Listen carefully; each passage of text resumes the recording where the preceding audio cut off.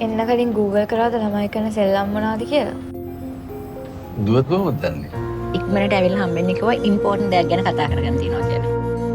මම බැලුවේ ඉන්ටර්විව් කරන හැමෝටම අප්ලෝඩ් කරන්න කලින් රෙකෝඩින්ග්ස් පෙන්නනවාද කියලා. ඔයාට නැත්තේ හස්බන්ඩ්. මට නැත්තේ තාත්තා. සෙලිබ්‍රේට් කරන්න ඕන ඔයාලා දෙන්නට එන්න තිබ්බා. මාව මොකටද අදගෙන ආවේ? මම අපේ ෆැමිලි එකක්. ඔයාගේ සක්සස් එක ඔයා තරම් ලොකුවට මට එන්ජොයි කරන්න බැරවන්නේ සෝරි හොඳේ.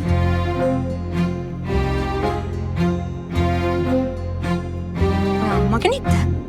ඔය යකෝ මම අම්ම කෙනෙක් හින්දා තමයි තමුන්ගේ හැටි හොඳටම දැනගෙන ඒ දේ මේ දුවටත් වෙන්න දෙන්නේ නැති වෙන්න කොහොම හරි නවත්ත ගන්න හදන්නේ. ඔයා ගැන කියන කතාව හොඳටම ඇති. Thank you. ඔය දැන් එන්න මම අම්මා වගේ. යාළුවොත් කියනවා. මේ නැති තාත්තා කෙනෙක් ගැන අහන්නේ ඔයා. මොන තරාතිරමක කෙනෙක් වුණත් මිනිස්සෙක් හැටියට අන්ත අසරණ වෙන වෙලාවක් එන්න පුළුවන් කියන එක දැන් තේරෙනව නේද?